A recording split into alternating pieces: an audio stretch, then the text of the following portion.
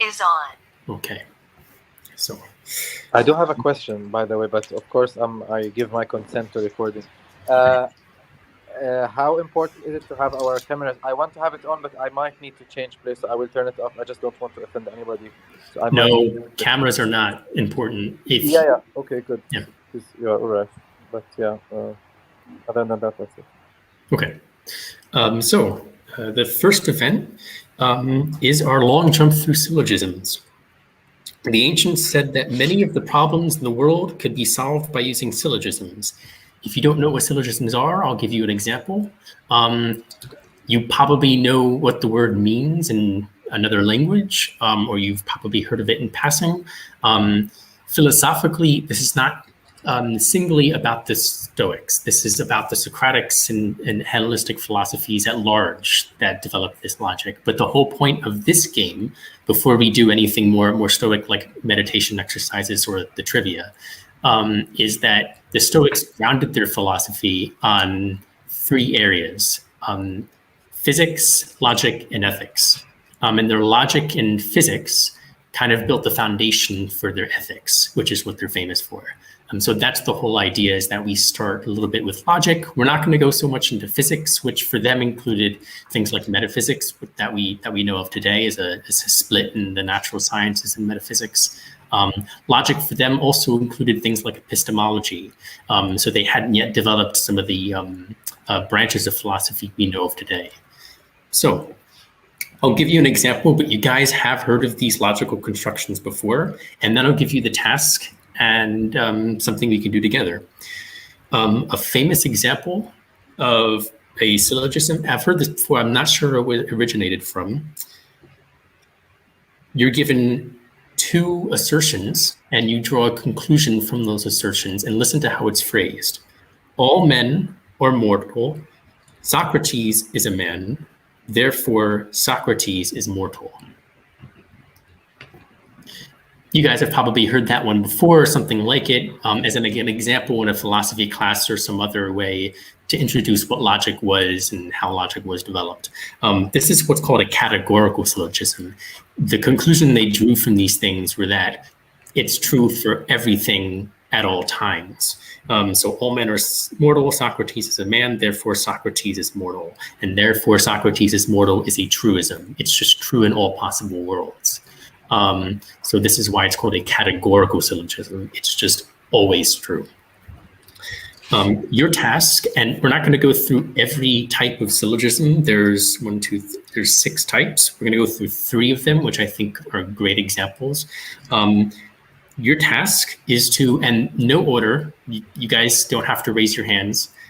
Just be respectful if somebody else starts speaking, to maybe take a seat back and just wait for them to respond. Create and construct a categorical syllogism. I'll read the example again. All men are mortal. Socrates is a man. Therefore, Socrates is mortal. Another example would be, which, keep in mind, some of these logical syllogisms you create, we're going to have to think about and decide whether or not they're actually valid arguments and if the conclusion is valid. So, for example, a good one is all plants are green. Grass is green, therefore grass is a plant. But while the argument is valid, the first assertion that all plants are green is not. So it's not a true statement. So there's some, your job is to create a logical syllogism that is always true. It's probably going to be hard. It's probably going to be really difficult, but try as you might, and we'll see where we get.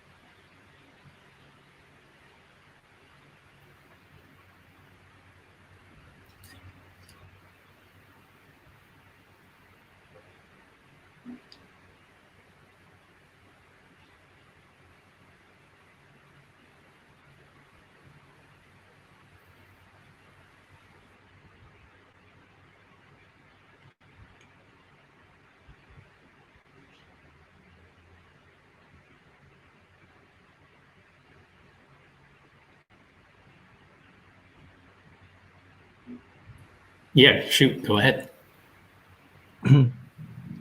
So I have all Berlin Stoics are Stoics. Steve is a Berlin Stoic. Therefore, Steve is a Stoic. It's a valid argument. Yeah, it's logical, it's valid. And when I say valid, I mean that the construction is valid, right? So your conclusion should follow logically from the two premises. However, what's false is that, okay, maybe you consider me a Stoic, but I don't consider myself a Stoic. And by that logic, not all Berlin Stoics are Stoics. But your logic was like, the whole construction is perfect. Yeah. That was meant to put you in trouble, Steve. So maybe you can explain. No, I can't admit to being a Stoic. I'm not sure any of us can, but maybe somebody wants to respond to me about that. Tony. Yeah, all living creatures are alive. Gonzalo is a living creature. Gonzalo is alive. Yeah, it's weird, right? Like the more, and I wouldn't dispute that. I mean, maybe somebody wants to go into the philosophy of semantics and how you define the meanings of words. But so what does it mean to be alive? But that being said, intuitively that makes sense. I think that's valid, and all the statements in there are true. It's hard to come by, right? Like the only examples we've come up with that are both valid and all the statements which are true are yours, which are about living creatures and about mortal men. I feel like the only way to get a true, like where a logically valid argument that where all the statements are true is if you just go too general. But maybe not. I could be wrong. Gonzalo looks very alive to me.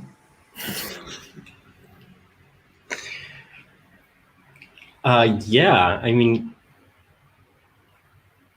to be honest, it was hard until I started thinking it backwards. Kind of like finding attributes and then finding the generalization. Like finding the generalization first is the complicated part. But for example, I got all electronic devices need energy. A computer is an electronic device. Therefore, a computer needs energy. But yeah. I felt like I'm cheating a lot. No, that makes sense. But I like the way you're doing that, where you're starting from the conclusion and then you're just working your way backwards. It's that makes a lot of sense. No, I hadn't thought of that. But that's a really neat way of unpacking the argument and making sure, like, once you get the general conclusion, you can just take two elements from that. There's two properties: so computers and electronic devices and energy. Because once you know about computers, you know the other two. Exactly.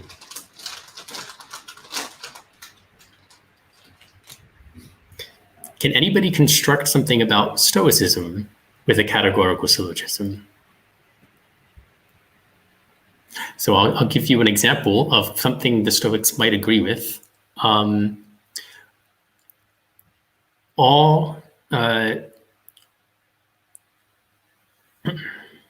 trying to find the right noun.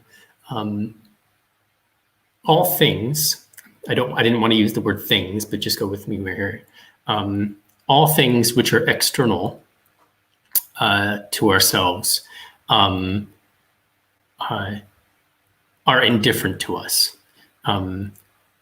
Wealth is external to us, therefore, wealth is indifferent to us.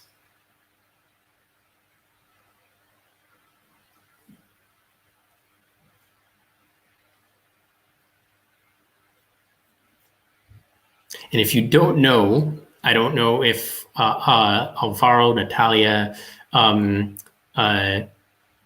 if anybody doesn't know what an external means, by that, just those things outside of our control. The Stoics' simple, basic dichotomy of control, that there are internals versus externals.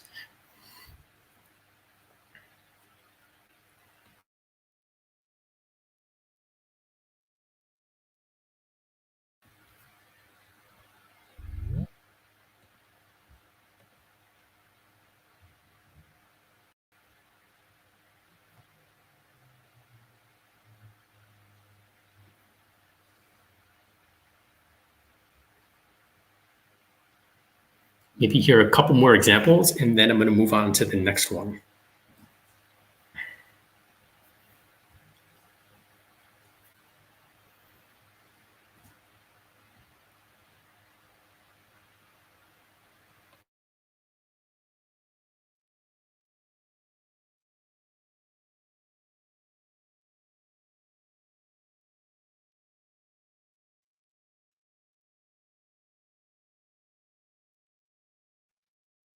Yeah, I have one. Okay. It's a bit longer, but it goes like, Stoics are only concerned for things that are under their control. Things that are under their control are internal. Thoughts are internal things. Therefore, thoughts are under the Stoics' control.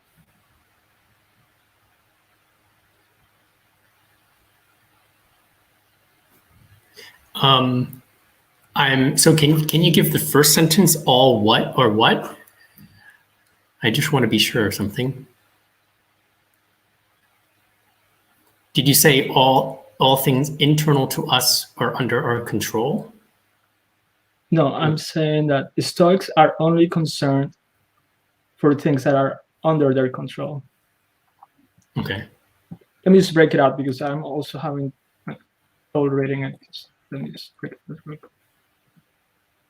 So the Stoics are only concerned for things that are under their control.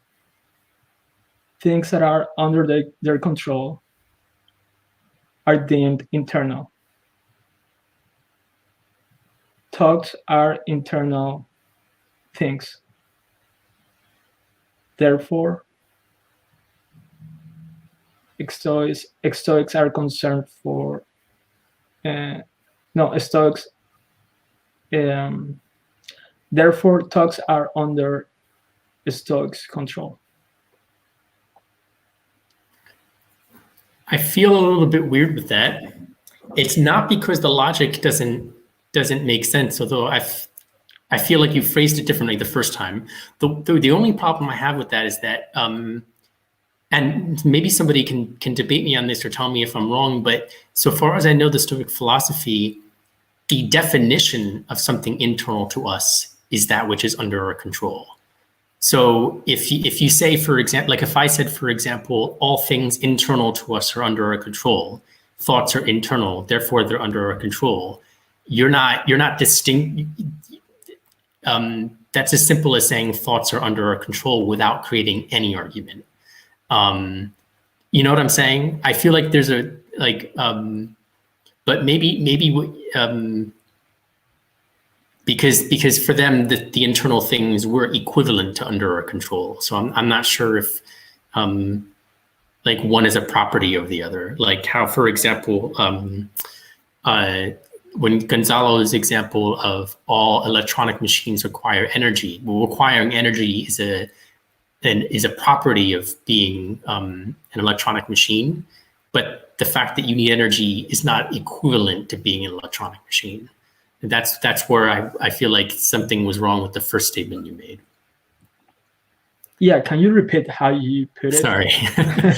I would like to compare them. I thought your version was much better. So, do you remember how you phrased it? Of your example? Mm-hmm.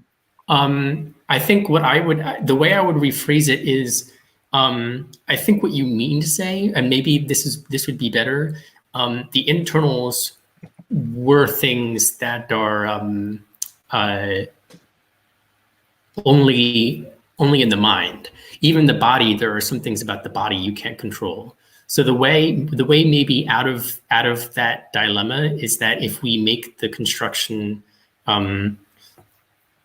something like the only things, no, all things in the mind are under our control. Thoughts are a part or a product of or whatever of our mind. Therefore, thoughts are under our control. I think something like that would be better, because not all things in the mind are necessarily under our control, at least the way the science works now. And also I feel like it's a leap, but it's not a definition, or it's not an equivalence. It's something the Stoics have to argue, that all things in the mind are under our control. Right. So that was why I ended up making it longer. I thought that just saying at face value that thoughts are under our control, it's basically, that's why basically we're using Stoicism. I guess many of us have a lot of trouble controlling thoughts as they are, right? So I didn't want just to put it at face value, just like we have control over our thoughts. So I was trying to come up with a more elaborate argument. So maybe that's why it ended up being. It sounds weird for me. I'm sorry to interject, but I never heard in the Stoic philosophy that we are completely in control of our thoughts. Actually, the only thing that you have control of are your reactions, not your thoughts. Your thoughts are your thoughts, and it's like an external thing. Because not all of your thoughts are produced by you. You can think on things, but not thoughts. Kind of like there's a lot of external stimulation that generate thoughts that are not created by you only. That's a really good point. Yeah, I mean, I guess the whole idea. Let's say a propaganda can give you a thought of buying something, and it's. I mean, you have the choice of seeing, let's say, a TV propaganda, but sometimes it's there in the environment and you don't notice that it's there. Like when you watch a movie and there's something going on, you might not perceive it, but then you have like a thought that, oh, I want a Coke, and it's because it was there, but you don't perceive it like consciously. That's a very good point. I didn't think about that. I guess that's the gist of the exercise, right? But then let me ask you a follow-up question. So are thoughts internal or not? Because if we only have control over things that are internal, and you're stating that we have control over the reaction to the thoughts, but not over the thoughts themselves, are thoughts internal or not? I think there's an extent to which we can argue they're influenced by outside events, but regardless, let's just to say that the thoughts as some sort of neurochemical reaction and some in some way in which we respond to thoughts, they're internal. But I think Gonzalo makes a good point that what the Stoics meant is that like irrational thoughts, and irrational doesn't have to mean bad. At least for today, we understand that irrational doesn't necessarily have to mean bad. Some of the thoughts that pop up into our mind are good. They happen to be. What the Stoics thought is that we have control over reactions to thoughts, our response to thoughts, and reinterpreting our thoughts. So they thought that the thoughts and ideas that you have are not final. So you can always rethink your thoughts and say, no, that thought is bad. I want to rephrase it, or I want to rethink that. That's what they meant. So the Stoics were more concerned about the filter you put between your thoughts and how you think and do afterwards, and not so much the thoughts before. Yeah, that's the way I understand it. But Gonzalo makes a really good point. It was actually, it might have been Gonzalo, or it might have been somebody else who, when we were going through, when we were reading Man's Search for Meaning by Viktor Frankl, Viktor Frankl has a really good passage in the second part of his book, where he talks about the difference between the stimulus and the reaction, or the I forget the second phrase. It's the stimulus and the reaction, or the stimulus and the thought. But he makes that distinction because he also agrees with that ability of humans to basically be able to reinterpret and change their thought patterns, their judgments, but only after they receive the stimulus from outside, or only after they get these random thoughts.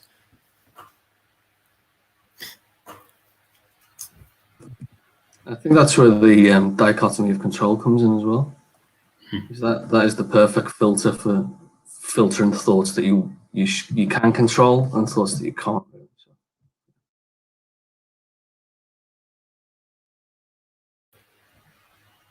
So Yeah, that's some good stuff. Thank you, guys. I think that helps a lot. I'm just curious about Viktor Frankl. I also came across that book, but it's not Stoic rating, right? You still go over those type of ratings in this group? Yeah, it's actually I really plan that we should do more of that, because we haven't done a lot of reading texts other than Stoicism lately, but we really should. And there's a few books on my list that we should, including the American James Stockdale. There's a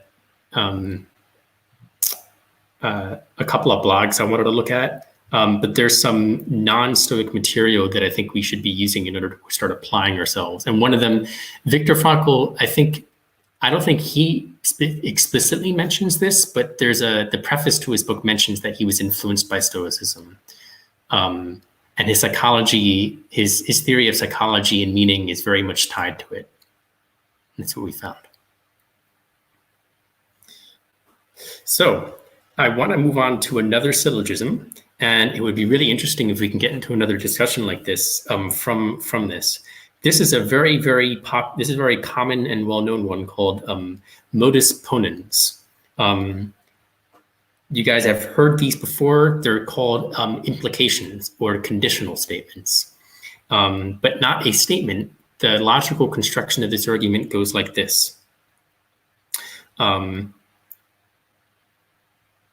I only have I didn't write an example for this one right off the bat. I have the construction down. Let me think quickly of one.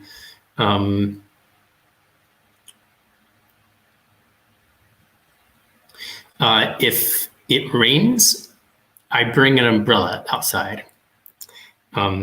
It's raining, therefore, I bring an umbrella outside. So you first start with that conditional statement. You first start with an if-then statement, and then you give the first part of the statement is true, the if part, and then you can conclude the then part is true. But again, try and come up with a logical construction that's both valid as a whole and where all statements are true.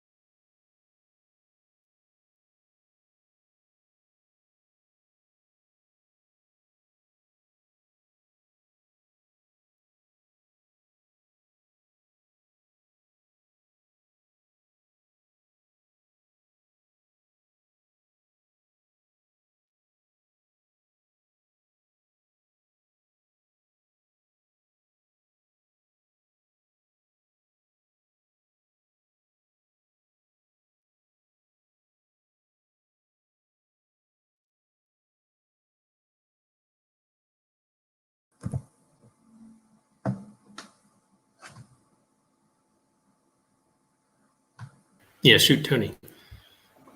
I probably completely missed the ball here. But I'll give it a go. If I'm thirsty, I'll have a drink.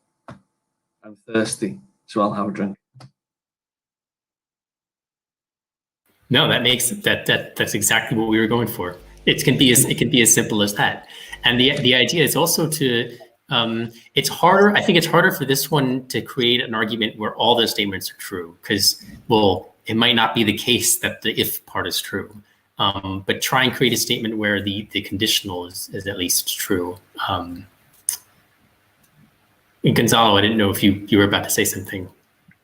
Yeah, I thought something similar, but kind of like, instead of saying I'm thirsty, I said like I'm drinking water.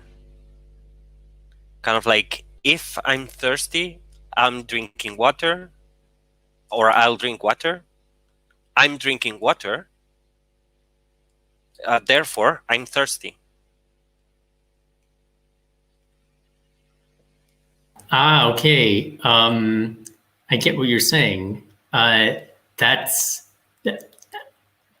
That requires a different formulation of the first part, though, then. Because I think what would make it valid is if you said, if I'm drinking water, then I must be thirsty. Like, you have to reverse it so that the act that you're doing is an indication of what you're feeling. So, like, if I'm fanning myself, I must be hot. I'm fanning myself, I must be hot. So it has to work like that. Yeah. So does anybody else have? I wanted to comment about what Gonzalo suggested. For example, one can say it like this: I'm drinking water only when I'm thirsty. So I think it's more categorical than I must be thirsty. That's a good correction. I like that. Yeah, and it comes back to, it's less categorical. Only if I'm thirsty. Yeah, that's good. That would fit as well, and that would keep the if-then construction, but kind of reverse it on its face. But I'm not sure. I'm not too well versed in logic to know if must and only if statements are equivalent in that way.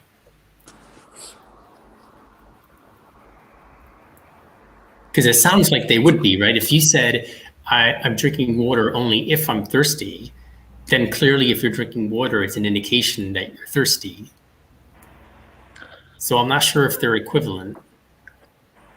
I don't remember if they're equivalent, but I know for sure is that if you're using if and only if, you gotta be able to prove the statement both ways. So if you're thirsty, you gotta prove that then you're drinking water.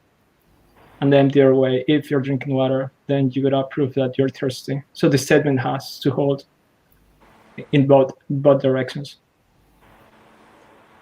Yeah, that's true as well. The Avar makes a good point. If anybody took an introduction to logic course, the I don't know what it is in other languages, but in English, if you say if and only if, that's a two-way conditional. So if you say I'm drinking water if and only if I'm thirsty, then both statements hold true. If I'm drinking water, I'm thirsty, and if I'm thirsty, I'm drinking water. Yeah. It's just the way they defined it. They defined, like, maybe there's some historical reason why they said if and only if works like that, but I think it's more conventional that they said this if only if phrase implies that both ways are true. I understood the opposite. Like, if and only if means only that condition, right? Or like, I was thinking of an example which maybe is similar to this. For example, if a hungry person knocks on my door, I will slaughter the sheep for him.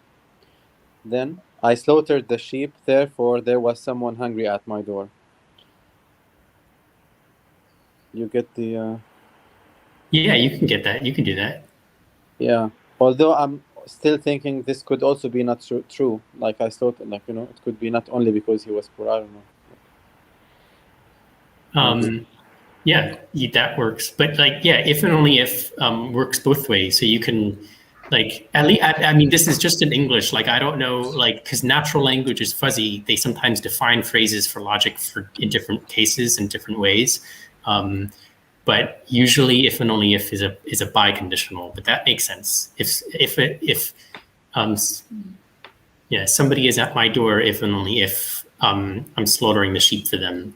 Blah blah blah, and then you can make both constructions. If A, then B, and if B, then A.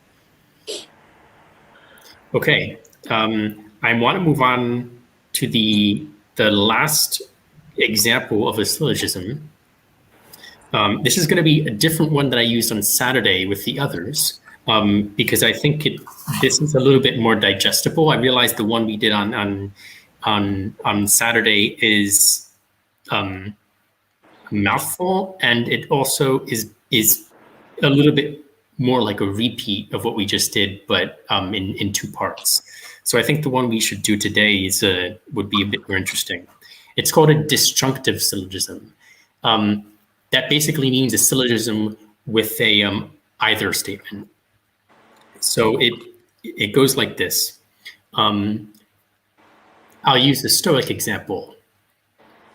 Either a thing is a preferred indifferent or a dispreferred indifferent.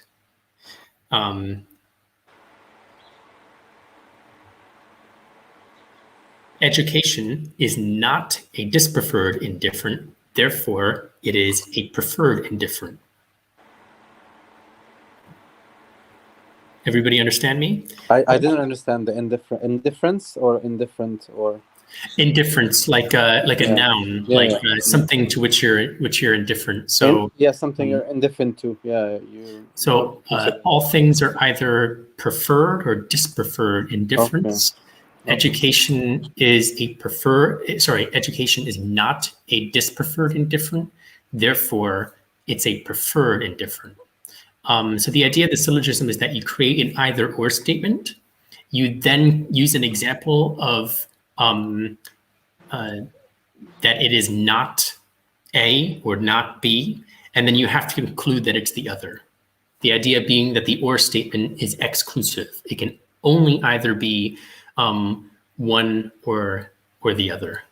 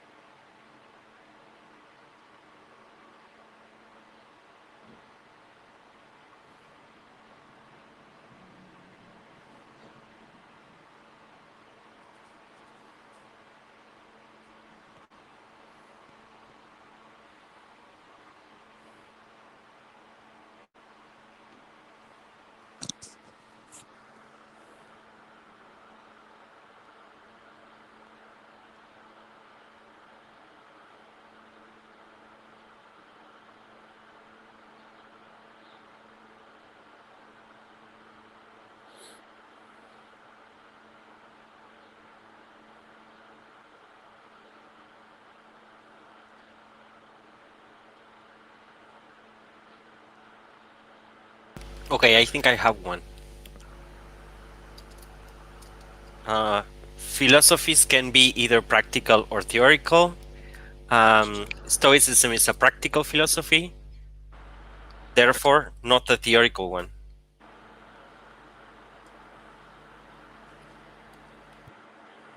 Yeah, that works. Again, I feel like I'm cheating a lot in this. No, but I mean, I think by cheating you mean you're just creating very easy general ones. That's okay. That's okay too. Like you can shoot off some general ones too, or you can create a headache for yourself and try and do a very, very, very specific one. I'm trying to think of one actually. I mean, in the natural sciences, it should be very easy. I'm trying to think of a good one. The problem is that as time goes on, we learn so many things about science that there's so many exceptions. How many times in chemistry or physics class did teachers say, this is a rule, but there's an exception to this? So it's hard to think of something in a natural science that's so broad.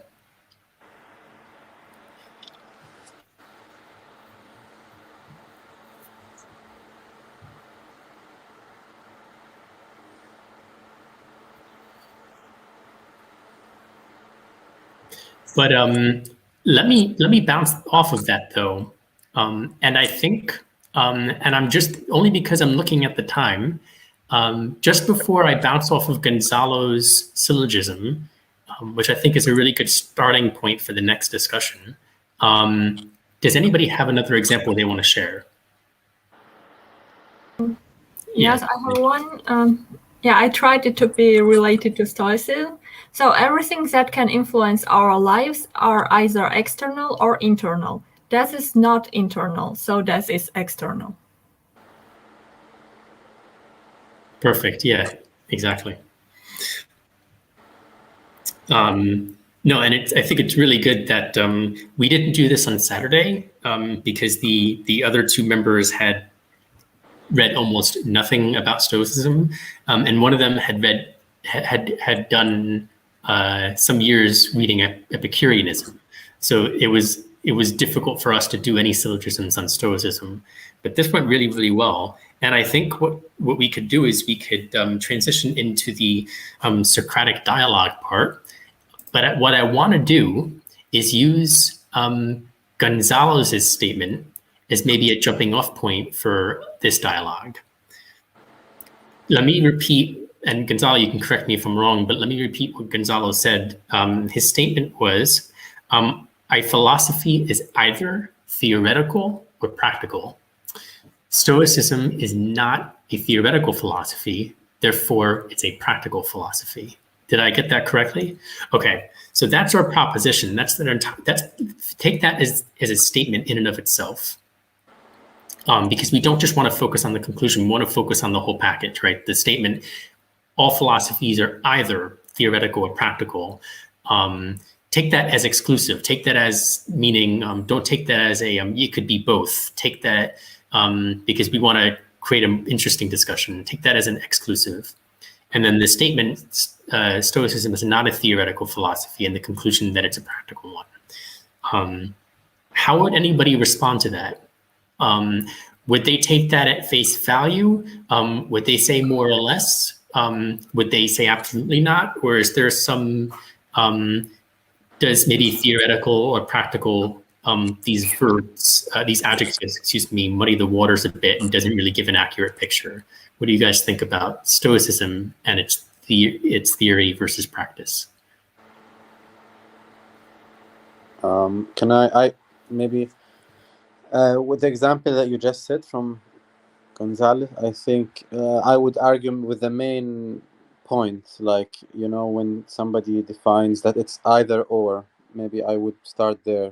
Like, how did you come to this conclusion? I mean, in general, if we're talking about, like, in any argument where somebody's telling me that the situation is A or B, and then I'm always wondering, so why is it not C, for example? Like, how did you decide that? Because once I'm in that A or B, I have to stay in that discussion, either A or B, but I actually want to invalidate that it's either A or B. It could be C or D.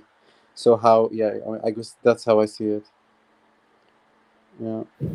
We can go outside the bounds of A or B. I mean, so a really good,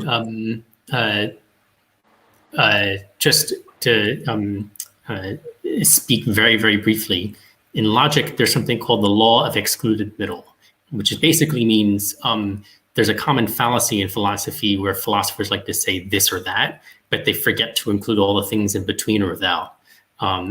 That's exactly what you're talking about. Mm-hmm. So if somebody wants to make the argument that there's also a type of philosophy that doesn't fit either theoretical or practical. And I don't mean a combination of the two, but rather something different. That's absolutely possible. So what do you guys think? Who would agree? And I think maybe a good starting point to help people off on the right foot is who would agree and why that Stoicism is at least mostly a practical philosophy more than a theoretical one.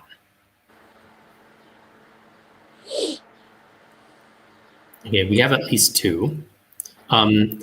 Would Tony or Alvaro start and maybe give a good argument why that is? Why is it more practical than theoretical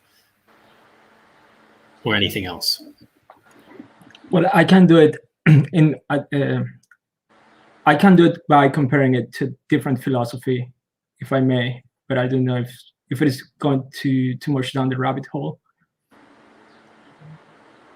Okay, so in the past few weeks, I have been also participating in a group that is going over Nietzsche's philosophy and the idea of the Superman or Overman or Überman, I think. I mean, you guys live in Germany, so maybe you're more familiar with the concepts and the correct German terms.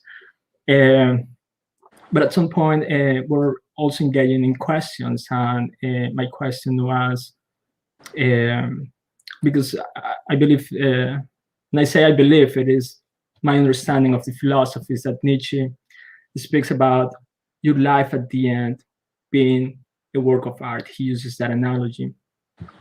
And when I posed my question, I was coming from the perspective of a Stoic, and I was stating, as a Stoic, my work of art is to live a virtuous life.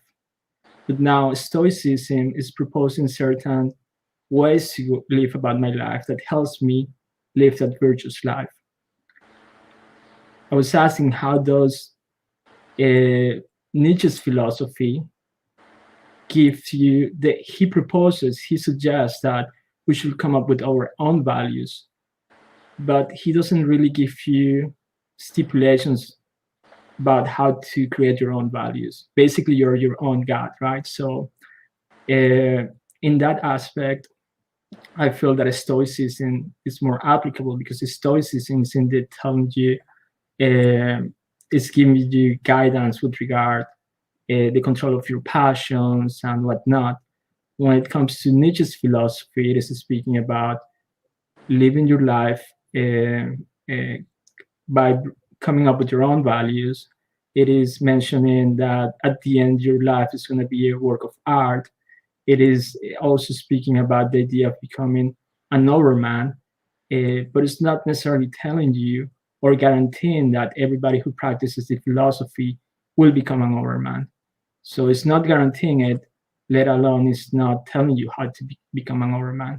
So in that sense, I feel that Nietzsche's philosophy, for example, is not very applicable, while Stoicism is giving you some guidance that you can apply to your everyday life, and in that sense, it's more applicable.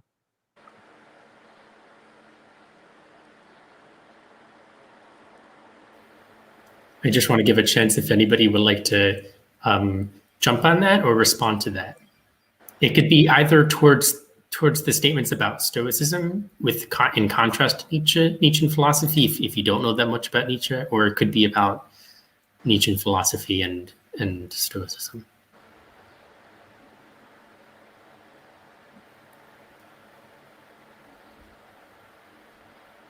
I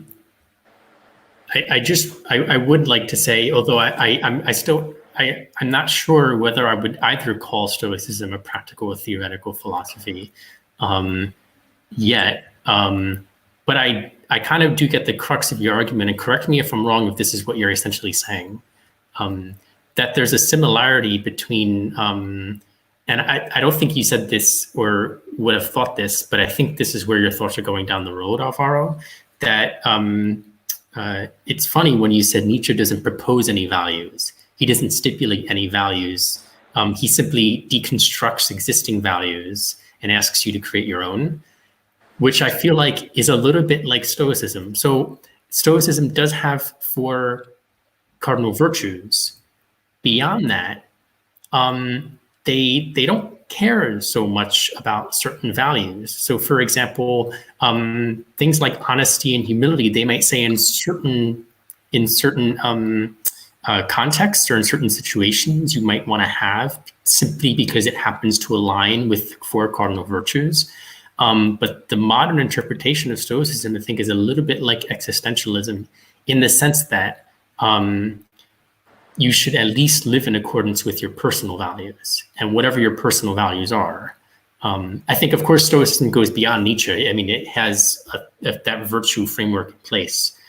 But other than that, I think what you're saying is that it's practical because it gives you the ability to not focus so much on creating that framework of values. It says just start being a good person in practice. Whereas Nietzsche and existentialist postmodern philosophers deconstruct all the time and never do anything in person to reflect that. I wish I had acknowledged of either Stoicism or Nietzsche's philosophy as to feel that I can give an intelligent answer to your question. But if you can put up with the fact that I may be giving an answer that is not completely faithful to either one philosophy, in the grand scheme of things, I feel that Nietzsche is basically saying more than the idea of speaking against God is speaking against the institutionalization of religion. And in this sense, it doesn't have to be only a religion, but it can be also a philosophy. It can be even a philosophy that is being practiced in a corporate environment. It's very much speaking for the individual to be his own man, or if you will, his own God or her own God. So in that sense, I feel that, or I think that even the 4 cardinal values that you're mentioning that I'm not familiar with, I don't think Nietzsche is even proposing that you start with these values, right? As you're mentioning, he's maybe making more of an argument in which he's deconstructing our values or our systems. I, for example, remember a parable that he uses in which it is they're representing, they use 3 characters in that parable. In Thus Spoke Zarathustra, and they use the camel, the lion, and the child. And basically, the camel stage is in a stage in which you're being fed values. You're being told how to live your life, and you're not questioning anything at all. When you go into the lion stage, it's like you reach a certain maturity in which you're not only being fed how to live your life, but you also start questioning and you start challenging some of those beliefs. And then when you become a child, it's basically you keep questioning and you keep challenging, but while you're a lion, you're being drained by that activity. When you're a child, it's like you realize, hey, this is the nature of life. It's a constant struggle. It's going to be a constant struggle to come up with new values. It's going to be a constant struggle to do some inquiry with regard how I should live my life. But you're okay with that. You see it as a sport, if you will. And when you become a child, again, you're coming up with your own values. Those values may be borrowed, maybe from Stoicism, so maybe from Christianity or whatnot. Those values may be completely disregarded from any of these institutions, and you come up with your own values. And these values, you don't have a sense of morality in that sense. You never say, oh, this is good or this is bad, as certain philosophies of religions do. When it comes to Stoicism, I do believe that there are some aspects in which you're put in a situation in which you are supposed to live a virtuous life. You are supposed to be a wise man or woman. And everything that goes against it is going to cause suffering right? If you're a wise man, you are not suffering. If you're a sage, you are not suffering. If you're living a virtuous life, even if before the eyes of others you're suffering, that you are not suffering, it's not harming you, but you are supposed to live a virtuous life. So in that sense, I do feel that Stoicism is telling you, hey, whatever you do, live a virtuous life. And they must define what a virtuous life is. When it comes to Nietzsche's, they don't define values. They are not defining what is moral, what is not moral. They are not defining what is virtuous. You are the one who is defining that. And in that aspect, it is not very applicable. I am not picking up a book in which it is telling me this is virtuous. I am coming up with that definition. And the definition that I have today may be different to the definition I have a year from now. So in that sense, I feel it is very abstract, very subjective, much less applicable than Stoicism.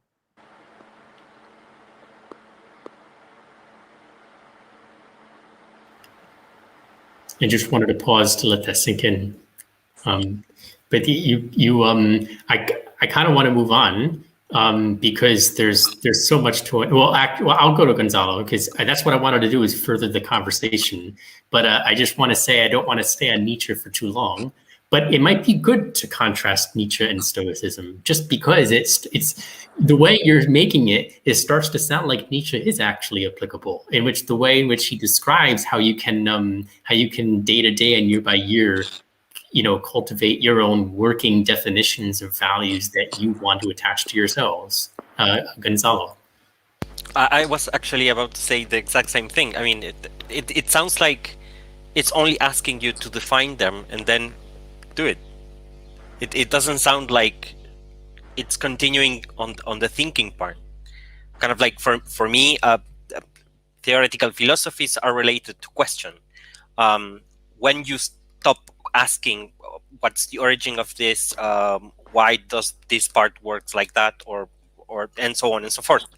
But if somebody's asking you to define and live by those values, and that will generate a life of as a piece of art, then I think that's practical enough. But then if you are defining Nietzsche's philosophy as not theoretical but practical philosophy, then by that definition you should then deem Stoicism as not a practical philosophy, because we just began this exercise with syllogism and logic. No, I said that, but my statement was that philosophies are either practical or theoretical. I didn't mean that Nietzsche philosophy was practical. I never mentioned that. So you're saying it's theoretical or practical? For me, as what the explanation, I haven't read Nietzsche, so I don't have any idea. But for what I'm understanding that you're saying, for me, it's more sounding like a practical one than rather an only theoretical one. Right, and you're saying it is practical because you don't ask as many questions. You're just implementing what your values are. You're just just planning out your values and then going follow them. Yeah. So then I'm saying then Stoicism is not a practical philosophy because you're asking questions in Stoicism, as we did at the beginning of this event, right? We're asking, when you use logic, you're asking questions. Is this logically sound? Is it not? Is it, if a human is a rational animal, then, when you're using logic and those statements, you're constantly asking questions to come up with definitions. But what I meant is that you never stop. You never go from the answer of that question towards action. That's what defines a practical one. You question something and you try something. You're not kind of like executing the questioning part until infinity, which is a real way of defining theoretical and practical for me, because it's like an if and then. But yeah, kind of like I see what you're saying. Okay. No. It also sounds like the way in which Gonzalo is, and you didn't say, Gonzalo, that you're supporting the notion that you can define Stoicism as a practical philosophy. But the way in which what it sounds like you're going is you would argue that a philosophy is practical if, and every philosophy has a theory behind its practice, if it has a practice in which can be implemented. But every philosophy, like, so practical philosophies for you, or those philosophies simply that where the theory is the means and the practice is the ends, basically. Yeah, that's the direction that it's going. Okay, and I guess so. Maybe by that logic, we would define a theoretical philosophy as that philosophy whose I don't want to say theory leads to theory, but theory leads to no action. Not that it tells you not to act, but that it never encourages you to act in any way. Exactly. It's just encouraging to keep questioning things, not doing anything else than. Yeah, by that logic, I would agree with the statement that Stoicism is practical. Tony, what were you thinking when you answered, when you supported the idea that Stoicism is practical? I think that Stoicism provides a theoretical framework like any philosophy does. It gives practical guidance as well, dichotomy of control or contemplating the sage, things that you would do practical level, which maybe in some other philosophies or some other philosophers don't have that element. So I think that's why it's more practical. Plus, for me personally, I think any philosophy that you follow has to be a practical element. Otherwise, it's just fluff. It's just intellectual fluff. And there's plenty of that about, let's face it. So I want to move on. Actually, we spent a little bit more time than I thought on that, talking about Nietzsche, which actually he's an interesting guy. Just before we get into the last 20 minutes of trivia, I was reading, for anybody interested, I started doing some research on Nietzsche and Stoicism, because apparently Nietzsche was, before he was a philosopher, he was what the 19th century academics called philologist. He was basically an expert in literature and especially classical literature. So he read all of the Socratic dialogues, he read poems from antiquity, he read the Stoics, the Epicureans. He was actually a classical scholar, which is quite interesting to read. And apparently he had a phase in his life where he tried to practice Epicureanism, and then he tried to practice Stoicism. And then there's writings from him afterwards reflecting on those experiences. He eventually rejects Stoicism. And it's interesting to read why he rejects it. But just for those who are interested, he's a classical scholar, and he practices these philosophies for a time and then reflects on them. So I encourage you to read about it, and we should do like a meeting about this in the future of certain philosophers in the last 100 or 200 years that have dabbled in classical philosophy and what they took from it, because there's Bertrand Russell, who wrote a lot about Stoicism and other classical philosophies, who we could also get into. So why did he reject Stoicism, Steve? Spill the beans. Spoiler alert. Yeah. I'll put a link to a good blog article that put me on the track to it. A good Medium article. But he has some of the same arguments like Bertrand Russell and others, that a too close of following virtue could end up backfiring and actually logically allowing certain acts of cruelty and injustice. It's because for me, I think they fall into the trap that Stoicism is basically asking for pacifism, but read it and let me see what you think. I'll attach the article here, actually. Let me see if I still have it open. Oh, no, it's on my phone, actually, but let me do it later. It's on my phone, but I'll do it later. and then we can in the Telegram chat, and you guys can look at it. Sorry, who? Somebody was beginning to speak. Yeah, I was going to say that it would be really interesting to compare Nietzsche's life and Epictetus' life, because I think both of them, their thinking, their philosophy was very well shaped by the conditions in which they were living. So yeah, I think it's just interesting that Epictetus did embrace a more meek philosophy, if you will, and Nietzsche's approach was more like, let's overcome our weaknesses and become a like super person, right? So that is some interesting contrast right there. Yeah, that's a good point. I think there is some.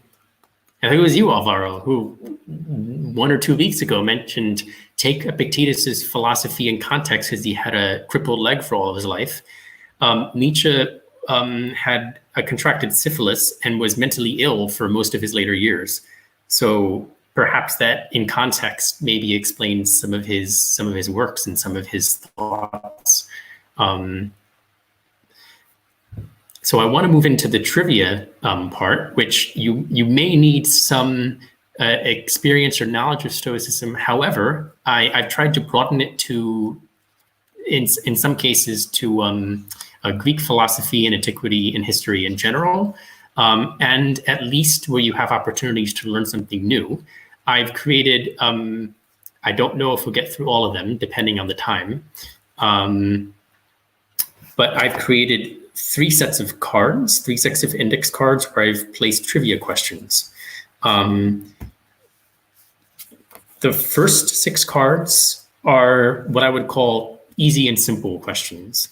The second set of questions, the second 6 index cards, are somewhat on that medium level. And then the last 6 cards are a bit more intensive, and some of them ask for a little bit of engagement, maybe thoughts, discussions, which is why I don't think we'll get through all of them. There are 2 types of cards. You either get a card about history of Stoicism and philosophy, or a card about the Stoic philosophy and thought. If you want to answer a question, the first person who electronically raises their hand, you see the little raise the hand symbol, I'll pick on, and I'll keep track of who's answering the questions correctly. No minus points for anybody who answers the question wrong. Only plus points for anybody who answers the question right. So try not to play off of other people and wait to see who answers first and get it wrong. But play at your own whims. Just give me one moment. I need a notebook. Here. Okay. I shuffled these, so I don't know what comes first. Some of these are not direct questions. Some of these are multiple choice, because in some cases I've realized that maybe I should give a little bit more help depending on people's familiarity with Greek philosophy as a whole. So we have Tony, Gonzalo, Alvaro, Natalia, and I'm sorry, I forget your name, Arabi, yeah. Arabi. So, okay, you guys ready? So, question 1. Which 3 areas of inquiry are central to Stoicism? Yeah, Alvaro. Physics, logic, and ethics. Perfect. So, starting off simple. Why were the Stoics named as such? Oh, I think that was Gonzalo. It was Tony. Okay, I couldn't tell. Tony. Gonzalo, you're a gentleman. After the Stoa Pokiel, which was the place where they met. Yep.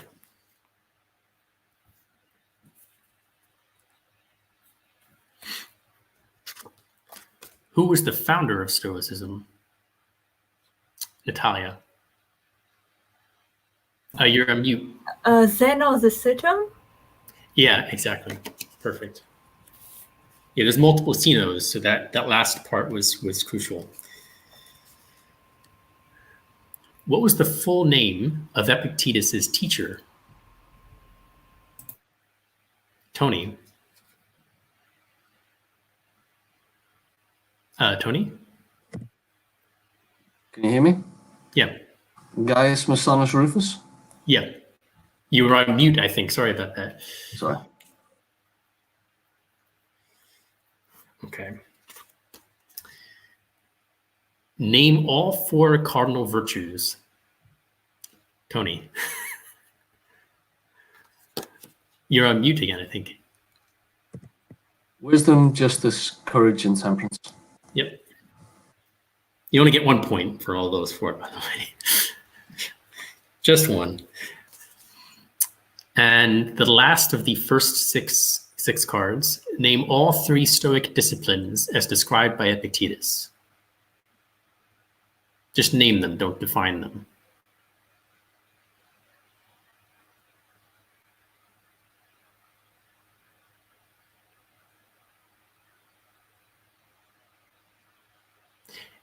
Alvaro. Okay, this is this is a gamble, but I'm gonna go again with physics, logic, and ethics. No. They're disciplines. So Epictetus clarified this first in his writing and basically said, gave 3 disciplines, 3 ways in which you can temper your emotions and practice the 4 virtues for a eudaimonic life. If somebody can give at least 1, I can give partial credit to some. One of them, it's not like observe nature? No. Okay, so I don't have any time limit, so I'm just going by instinct here, but the 3 disciplines are the discipline of desire, the discipline of action, and the discipline of assent, otherwise known as the discipline of acceptance.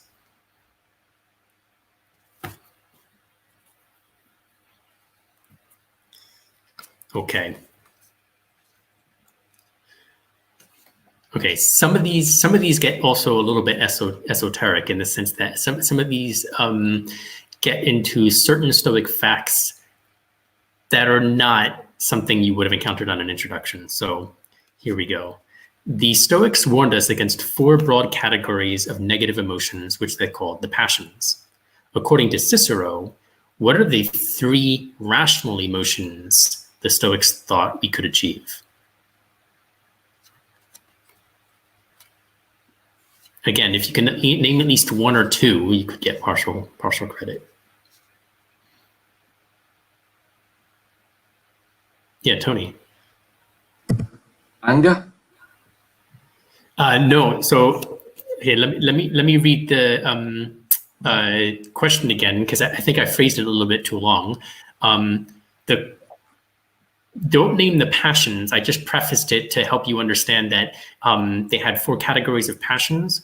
What I want you to do is name the 3 positive rational emotions the Stoics thought were good ones.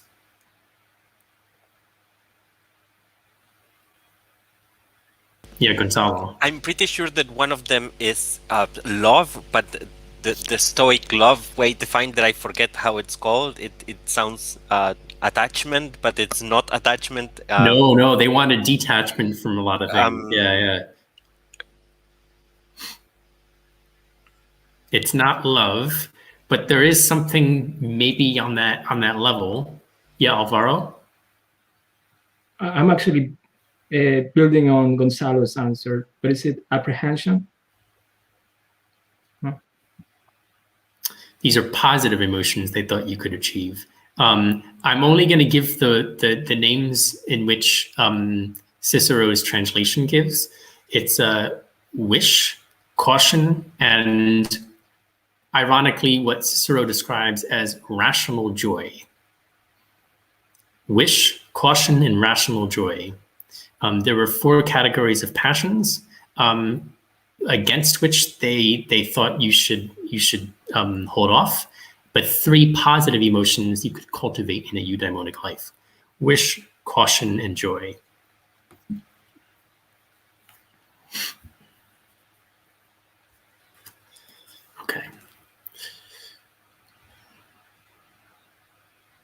Okay, here's an activity. Here's the first trivia in which it's not necessarily something you answer, but something in which you respond to and, well, just listen in. Each person who feels like they can, define what the Stoics meant by logos. So give a definition of logos. For everybody else, listen in, and whoever's definition is most satisfactory wins. Yeah, Tony. I think logos was the Stoic form of God, wherever that may be, and more specifically nature. That's my understanding. Alvaro? I'm coming more from a public speaking perspective, for which Cicero's is known for, and logos is more of the text itself without the meaning of the text. So, for example, when we refer to the law and the spirit of the law in legal studies, the logos will refer to the law, not to the spirit of the law or the essence. Okay. I will never declare any definition wrong or right. I'm going to wait till anybody who wants to and thinks they can give a brief definition of what logos meant to the Stoics. Last chance. Does anybody have a quick definition for what the Stoics thought? Okay. I think in a different context, Alvaro is correct. I'm sure, but for Stoicism, logos was meant to be a equivalent to God. They thought that logos was essentially God and nature. Logos literally is a rough translation of reason in Greek. So for the Stoics, the logos of the universe was this embedded reason that basically determined how the universe and course of events went.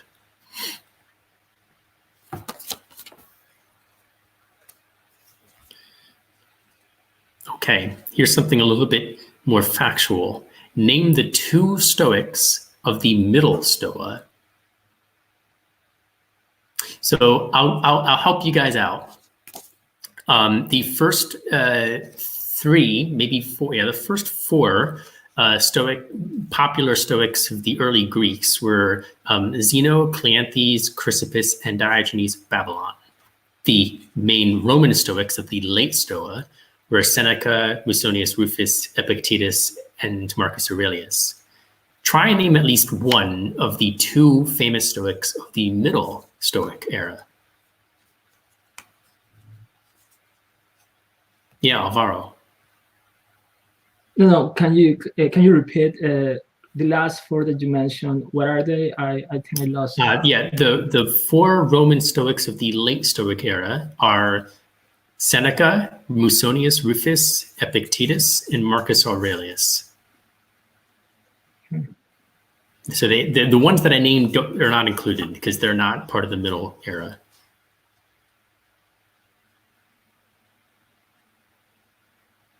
No? Okay. Panaetius and Posidonius. I had them on the tip of my tongue.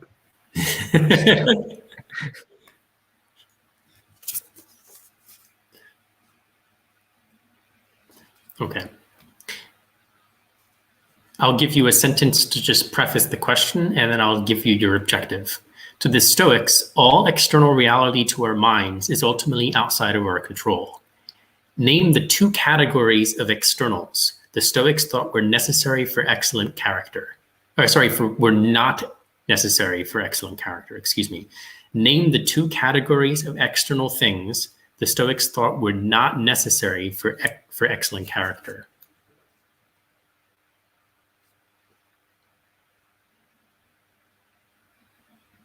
I'll give you a hint, it's a lot simpler than you think. Yeah, Alvaro? This is also a gamble, but it's preferred indifferent and not preferred indifferent. Yeah. Yeah, that's it. It's just preferred and dispreferred indifference, right? The two sets of externals that are not required for virtue or excellent character. So another bit of history. This is more about Greek philosophical schools in general. And this is a three-choice, multiple-choice question. The Stoics and Epicureans were philosophical rivals. Which other two Hellenistic schools of philosophy dominated Athens at the time? Wait for me to give you the list. So option A, the Cynics and the Platonists. Option B, the Platonists and the Peripatetics. Option C, the Platonists and the Socratics.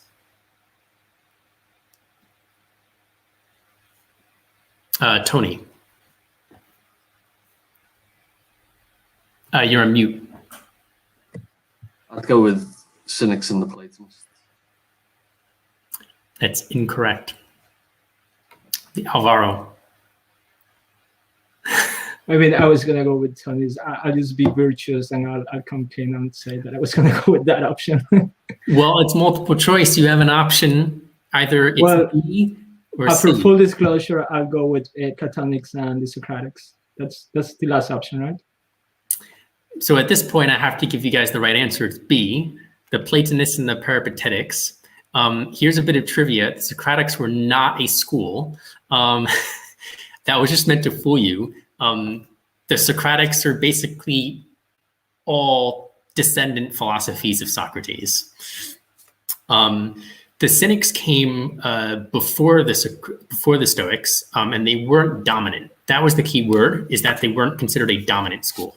The two were the Platonists and the Peripatetics. I use that word because I didn't want to just give it away. They're also called the Aristotelians. So the Peripatetics are the school of Aristotle. And here's the last of the second set of 6 cards. Marcus Aurelius was the grandson of which Roman emperor? The grandson of which Roman emperor? Tony. I want to say Hadrian. You're correct. It was Hadrian. Yeah, okay. That was from a dusty corner of my brain, that one.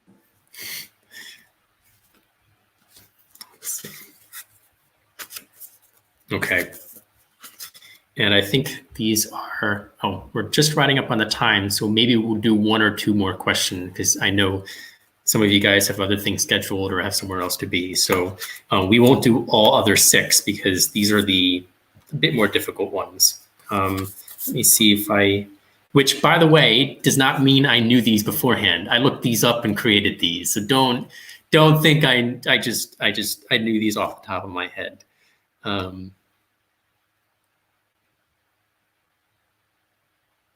Ooh, that's a good one. But I think what would be useful is, here's a good one that I created, something a bit more practical. Here's a multiple choice one, and listen to all the choices after the question. Which of the following is not a strategy the Stoics recommended to use to feel gratitude for what you have in the present? Which of the following is not a strategy the Stoics recommended to use to feel gratitude you have for what you have in the present? And the following is A, memento mori, or meditating on death.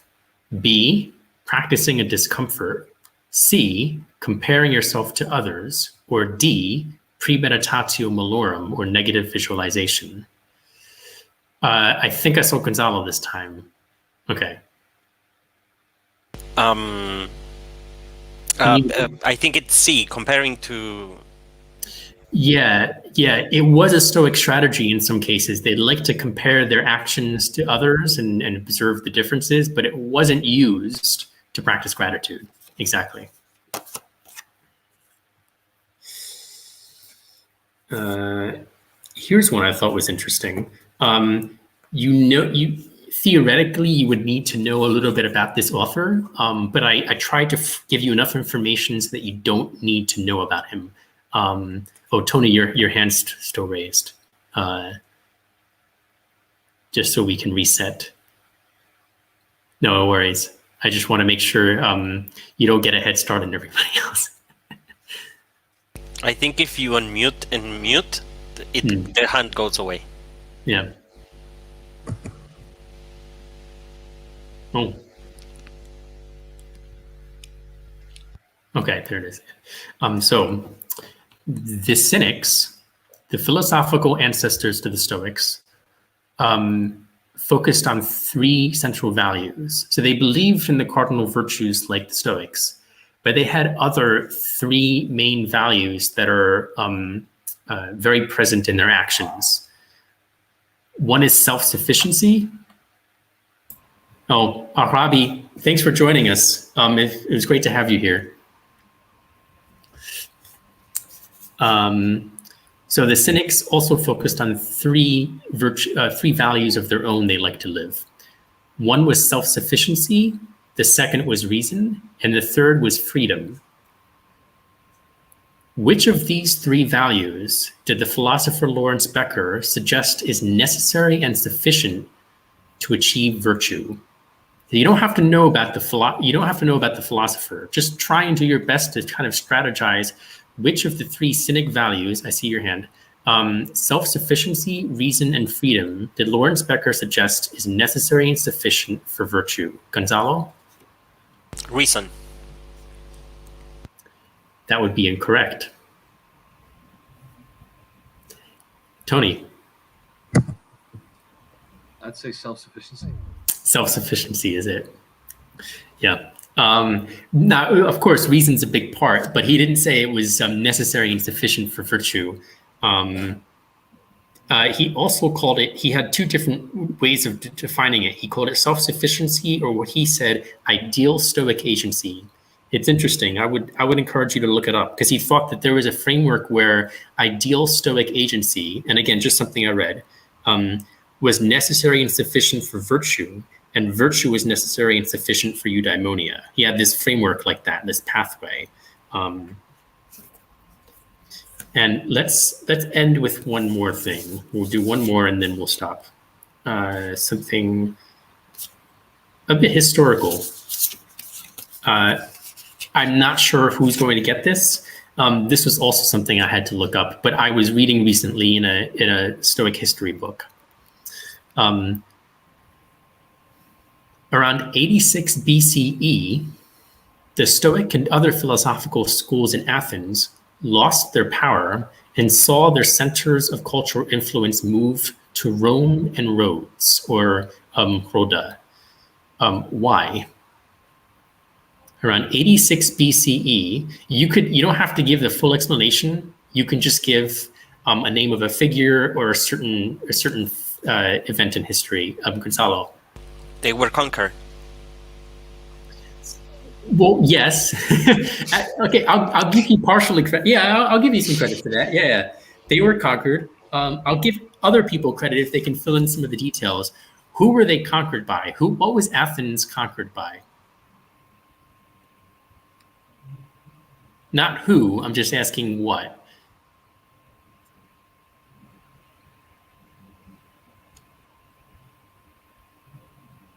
Yeah, Tony. I don't know why I'm going to say this. The Assyrians, it just sounds like it could be of that time. Just throwing out a world power there. I was hoping you'd go for an easier one. The Roman Empire conquered them. So the full story is that and again, got this out of a book, not my own head. What happened was Sulla, the consul and general of the Roman, well, at that time, Republic, was in a war with an Eastern king named Mithridates. And at that time, interestingly enough, 2 philosophers, one an Aristotelian and one an Epicurean, had gained dictatorial power in Athens. And under their power, they sided with Mithridates. Unfortunately for them, Sulla, the general of Rome, bested them and conquered Athens. it's interesting to look into. Historians call it a philosophical diaspora. So like there's this whole era right after that where you find almost no trace of huge cultural or philosophical influence in Athens. It's all moved to Alexandria, Rome. Yeah, so that's it. That's I hope you guys enjoyed that little bit of trivia. I hope you guys learned something new. Tony won by a couple of points. We'll call that a moderate landslide here. Alvaro with a couple of points, and Gonzalo and Natalia with each one. So not bad. I probably would have done as good as Tony as well. Probably no better. I didn't know some of these as well. Other questions included about Zeno's work, The Republic. And other kind of activities that we could have done, we could do another time. Would you guys do this again? I mean, what's your feedback? Like, what did you guys think of today's games and word games that we played and whatnot? I think it's really enjoyable. It's good brain food. Not too much theory. For someone like me, it's quite good. Yeah, I think it was a lot of fun too. Kind of like I'm usually easier. I can learn easier if I play with things rather than just learning them by Okay. Yeah, I'd hoped it'd be fun. I'm glad you guys used that word because I didn't know how much fun a game of philosophical trivia was going to be. So, but I'm Spoiler alert, I'm a nerd, so fun for me might not be the same fun. You have to pick the right audience, Steve. That's all. Good, perfect. So that's our show for tonight. I am on holiday for the next 2 weeks. 3 weeks, 2.5. And we won't be returning until August 12th. And so, however, if Gonzalo, Natalia, Alvaro, or Tony, if anybody wants to basically say to the other Stoics, let's meet up, by all means. Use the Telegram chat. If you can contact me and ask me for administrative rights temporarily, I can give you some admin rights to meet up and you guys can create your own event. That's fine. So please don't use me as the only organizer. If you really want to meet with other Stoics virtually or in person, just ask me and go right ahead.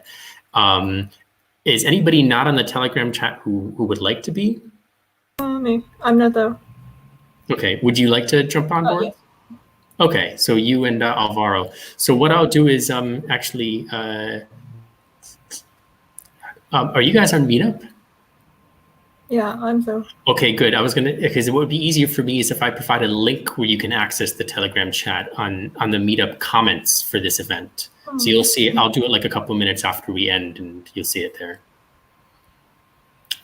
For those of you who are interested, when we return, on August the 12th, which is a Thursday, we have our first book of the month. So I'm trying to do a book of the month. For this particular one, I don't know how it'll suit you. You guys can come if you want. It will be particularly geared towards introductory books on Stoicism. So some people I completely understand will probably going to want to wait 1 month or so to attend these kinds of meetups. However, if you have read or exhausted and don't want to read those options of 4 introductory books in Stoicism because they're basic or they're things that you've read before, the second book of the month in September, I already started reading. Oh, where's the cover for it? I already started reading this, which I highly, highly, highly recommend. Tony remembers me recommending this probably. I would recommend this book. It's interesting because it's not just Stoicism. He basically goes through a chapter, and I'll give you an example of like he has this chapter on Stoic judgment and what the Stoics thought about how you can use and change your judgments. And he'll quote Montaigne, he'll quote Schopenhauer, Shakespeare, the Stoics as well. But the whole idea for him is that he wants to quote the Stoics, but also quote later philosophers who were influenced by the Stoics and see what they had to say on it as well. So it's really, really an interesting book. Recommend it. Does anybody have any ideas for what to do for our next open discussion. Usually we have discussions on like parenting and Stoicism or other topics, but does anybody have or would like to suggest a topic for not the 12th of August, but the week after that? Yeah, I'll suggest one. I'm interested in forgiveness and Stoicism. But I don't know if you do it on a Monday. I don't know if I'll be able to attend, so I do have a schedule conflict. But we usually have our open discussions on Thursday evenings at 6:30, okay. Same time and day. So if that works for you, that should be fine. Yeah, I think that's a good topic. There's all of Seneca's letters on consolations. And I think that could maybe fit into our discussion on forgiveness, ideas like forgiveness, consolation. I think there's also some academics today who think Stoics talked about pitying others as a way of empathy. So all these different kinds of emotions would be really, really interesting to get into. Yeah. I mean, feel free to suggest another topic if you guys want to vote on this. I'm just suggesting, by no means I am like trying to have my topic be the next subject, but I think it's a good one, and just to elaborate on it. I remember, I think it was the second or maybe my first meeting here when you had the guest talk about his book, and we also got into the concept of anarchy. You were mentioning that you had read a lot on anarchy, and I think it's a subject that is not only applicable for us as individuals, but when we think about larger scale issues, right, like wars and the conflict in the Middle East. I mean, being from Colombia, I know when we're trying to come up with the peace treaties between the guerrilla and the government, there are a lot of questions that come up that is more of a social aspect more than the individual, in which you're questioning where it is okay to give a quote unquote free pass to the aggressor, right? So, and also maybe when you are being subjected by government or whatnot, there is also the question: should be take an approach that is a peaceful approach, or are we can we go ahead and take a more aggressive approach to peace and forgiveness? So maybe it would be peace and forgiveness, not only peace, not only forgiveness. Sorry. Yeah, I didn't know at first. I didn't know if you were suggesting two different ideas, but now I understand the context why you wanted to talk about forgiveness. Okay, that makes a lot more sense now. I mean, at least on the grander scale, right? I mean, I can understand on an interpersonal level why you would want to think about what the Stoics thought about forgiveness, but especially but I think you're more concerned about the grander political scale and what, let's say, rulers do, and if Stoics would give a free pass to this or that action, or no, I am really not. The thing is that I do see how, when it comes to the individual practice, you may go as, oh, just have pity for your aggressor and then just move on. But then my question is, okay, if you're proposing that for the individual, why do we still have conflict in the Middle East, right? Why do we still have these grand scale conflicts? If that is so easy to implement, why society has these big issues and has not being able to implement them in these cases, right? So I think when you bring it up to larger scale, it makes you think more about how easy it is just to implement what the Stoics are proposing, or how difficult maybe, and that's what you're saying. How difficult it is to implement at the larger scale. I've always wanted to do an open discussion or a series of discussions on the limitations or the extent to which you can apply Stoicism. And that, I think that would be interesting to do. Not to say that Stoicism is wrong, but to say that it's not reductionist. You can't apply it to, or you can't apply it exclusively to every situation. Sometimes you need other values or other strategies or means to help solve your situation. And maybe I'm not saying this is the road we can go down on, but maybe this is a good kind of segue into that, transition into that, where we can start talking about forgiveness and Stoicism. We'll start talking about it on the very interpersonal scale, and then we'll start scaling that up to see, is it really possible to for Stoics to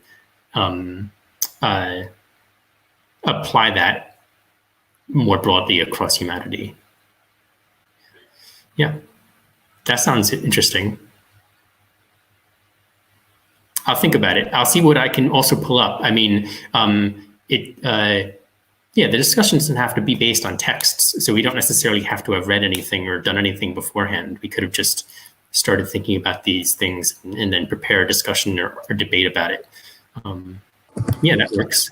I was just going to say, Alvaro, as well, you being a Christian, there may be some interesting crossovers there between Stoicism and Christianity.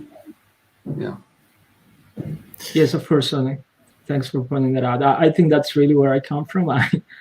There are many things that the Bible mentions, but I still feel they're very challenging to apply on a day-to-day basis. And I think Stoicism helps, but even when I rely on Stoicism, I still find it difficult. And usually when you are not experiencing the offense or the insult or the wrongdoing, especially when you're not the one being affected, it's easy to say to the person, hey, let go, that it's harming you. So that's what I'm bringing up, these large scale issues. Because if you're speaking about, two towns and you're telling one town, hey, just forgive what the other people did to you. My question is, why, if we have a quote unquote civilized society that has been exposed to religion and philosophy, and we have all these ethics and morals, why is there still such a difficult time implementing them, right? So we could base the discussion off of that as well. Like the element could be about forgiveness and pity and consolation and these kinds of very emotional ways to empathize and understand other people. But the general question for the open discussion could be, why is it, if we have these capabilities of reason and interpersonal connection, like forgiving other people, why we have these problems in the world today? I think it's a really good question to have. Yeah, let's do it. So thank you, everybody. I have to go, but I hope everybody has a good middle of their summer, and I'll see everybody in August. Have a good holiday, Steve. Thank you. See you guys. Bye.